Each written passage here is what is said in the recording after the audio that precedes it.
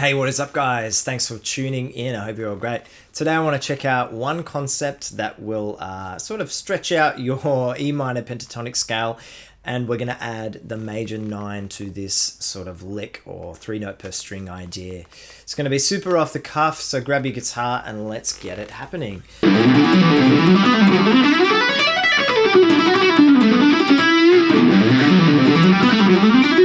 So I'm just going to show you the notes and then we'll talk about it. So this is the concept. So we're going to start on the 3rd fret of the low E, go to the 5th, go to the 7th, here it is again. Then we're going to go to the 5th of the A string, 7th, then the 9th, do the same exact frets on the D string. Then we're going to do the same pattern but starting on the 7th fret G. So we're going to go 7, 9, 11, and then we're going to go to, what is that, 8th fret, 10th, 12th on the B string, and then we're going to shift to the E string and go 10, 12, 14. So you'll notice that this whole sequence is a group of 3 notes on each string, and it's the same shape, it's the same sort of form. There's a fret in between each of those notes. That's why it's super easy to get under the fingers. I think it's really fun to play. So I'll just play through that nice and slowly, ascending from the low G to the high F sharp. That's a massive range for one line, right? So check this out.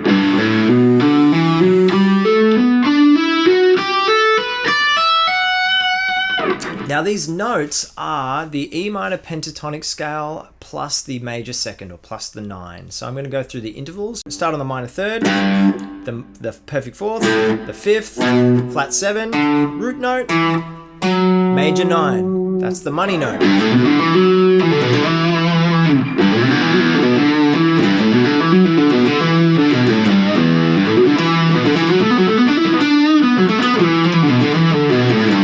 And you can see I'm already starting to explore different ideas. I'm not just sort of stuck in that, oh, I have to play from one end to the other.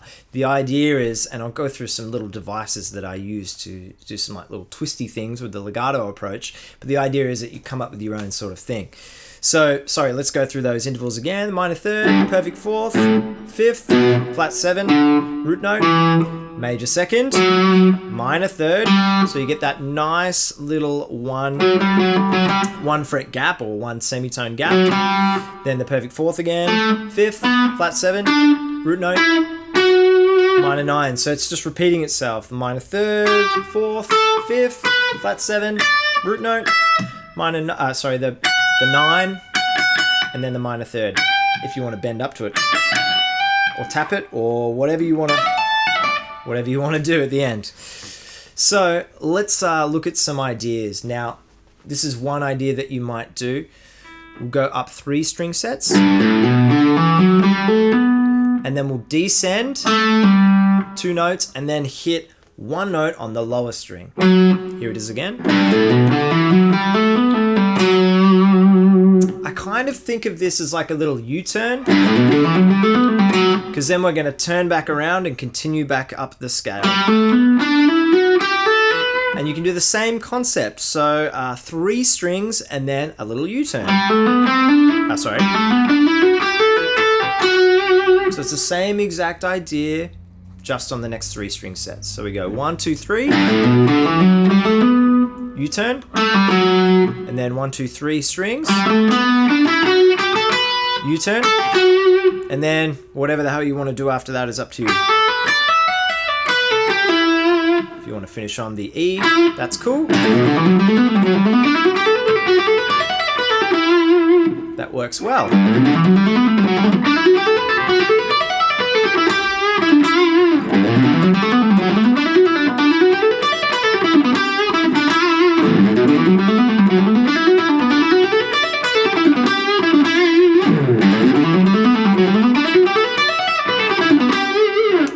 So I'm going through different ideas here, so hopefully you can sort of work out your own thing. So I started there with that same 3 string and then a U-turn idea. And then, what did I do? I did this idea. I sort of went, well, I didn't sort of, I went 2 strings, descended, and then instead of descending in a spot that had that 1 semitone gap, I descended to this note. So it's a different sound rather than we did before we went. We had that really small gap in the turnaround. Here we've got a bit of a bigger gap, so it's a different sound.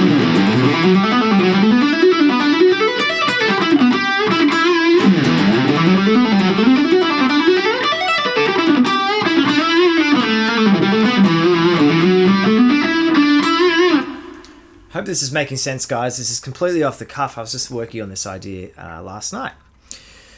So hopefully that gives you a couple of ideas in how you want to navigate the riff or the lick. What I would then suggest doing is working out where you want to stop and then potentially descend or ascend in a different way, because it's great to have that idea, that vertical sort of approach, but when you get to this note, what are you going to do? Say you play the line fully ascending.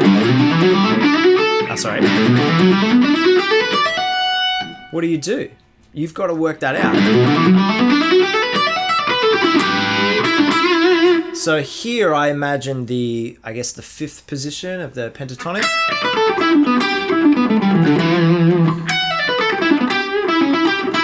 Which works really well. Now, if you looked at another video of mine, I talk about blending the blues scale with the Dorian scale and the pentatonic. This is in that position. So check this out. You can do those little ideas.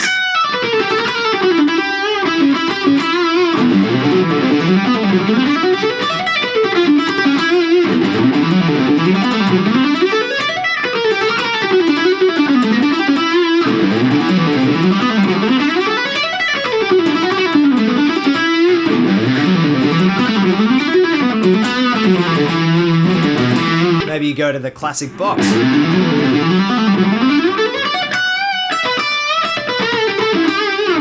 You know, maybe you don't even start on the lowest note. Maybe you start here. You know, use whatever you have to get the sound that you want, right? So you don't have to do 3 notes per string the whole time. Maybe you do 3 notes on 2 strings. And then add in that kind of minor pentatonic sound.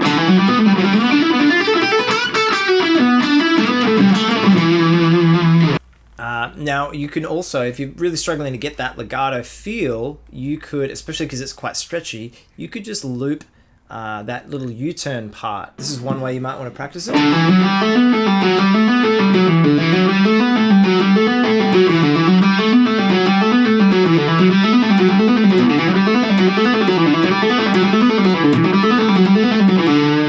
Right, maybe you do it on the strings that change position. Check this out. That's quite challenging. I find what I find challenging about that is getting the middle finger to that spot in time and keeping it even. The even rhythmic displacement is important, especially, well, it's just important. Not especially, it is important.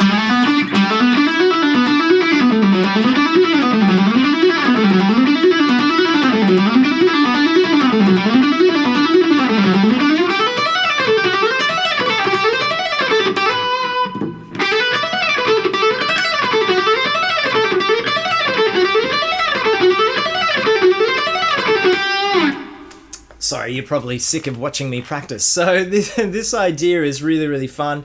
Get your fingers moving, get it up to wherever you want it to be, and most of all, have fun with it, guys. Thanks for watching. I'll see you on the next